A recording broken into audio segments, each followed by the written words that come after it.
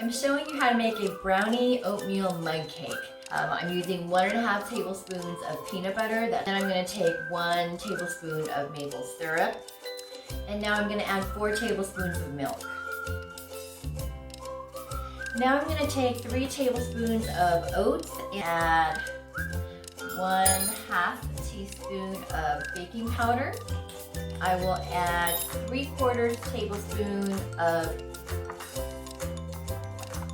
Next I'll add 2 tablespoons of chocolate chips. Okay, so I poured it into the mug and then I topped it off with a few more chocolate chips.